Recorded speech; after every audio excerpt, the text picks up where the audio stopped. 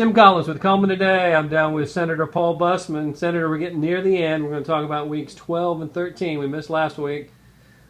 Lots happened. What's important? It's busy. It's busy. We've got 2 more days. We'll have those 2 days next Tuesday and Wednesday, and then the session's going to be over. So there's a lot of things going on right now. In the last 2 weeks, we've passed the education budget, which was a very good budget, I think. It's the most money that we've been able to put into education since 2008, when the recession was so hard on the state of Alabama. We were able to give teachers a 4% pay raise, which they greatly deserved and needed. Hopefully we will be able to give the retired teachers a bonus next year. We weren't able to do that with the funds we had this year.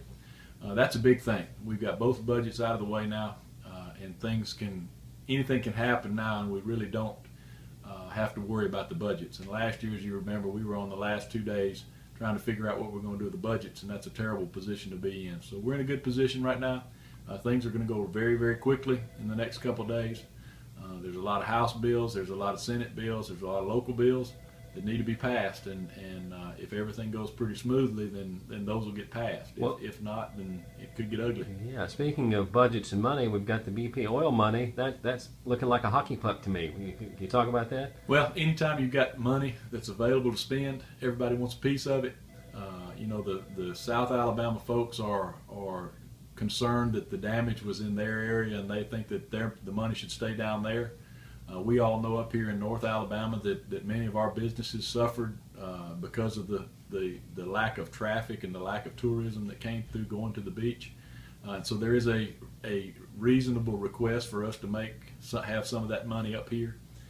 My concern with the whole thing is if we don't do something specific with it, it's just going to get flooded into the general fund, and it's going to get wasted, and we're going to spend it, and we're not going to have anything to show for it. And I would prefer to have something to show for it, as opposed to just blowing it on general operations.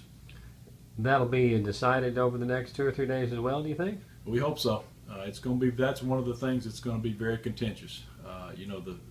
Depending on how people line up in their corners, and depending on how they decide to handle the issue, it could be a smooth transition. It could be a very difficult one. Yeah. Now, we talked a couple of weeks ago about the prison bill. It's still meandering through.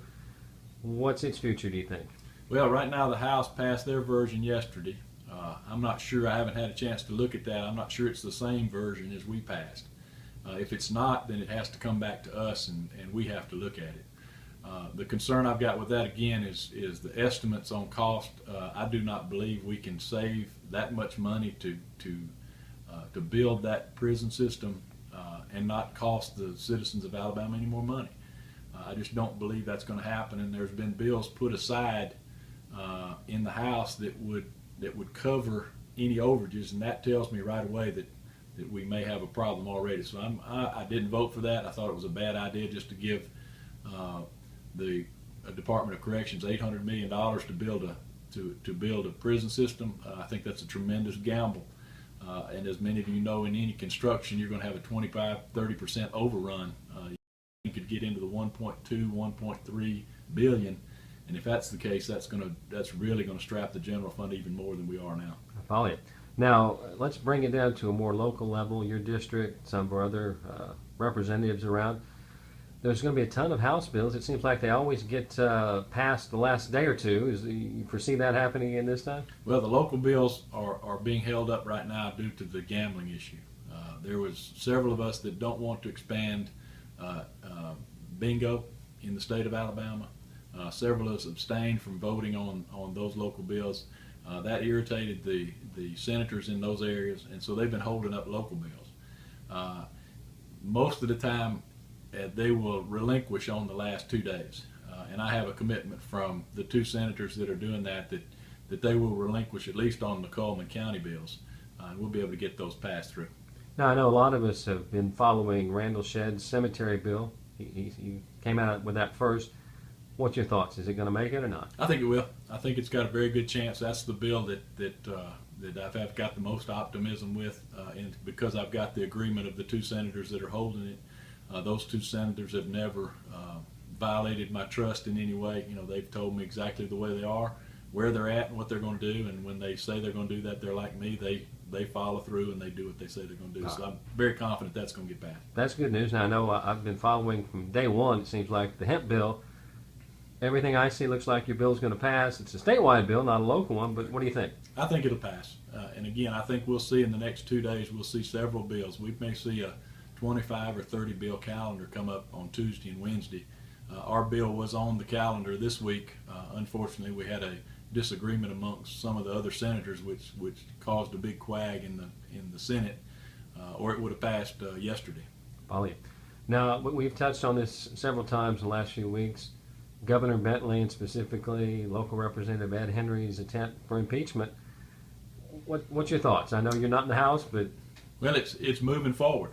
It's almost been like a roller coaster.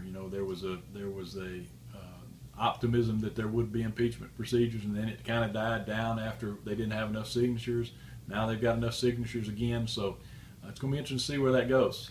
Again, when they get finished, whatever they do, then the Senate will sit as basically a jury and hear the testimony against the governor. well, a quick logistic question. Let's assume over the next 2 or 3 or 4 days that bill gets more than traction. It's passed in the House and it comes to you. You guys are out of time midnight on Wednesday.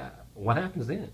We would still come back. That's not part of the session. That's a totally separate issue from the session, and so we would have to come back and do that at a different time. And I don't know exactly what that timetable would be.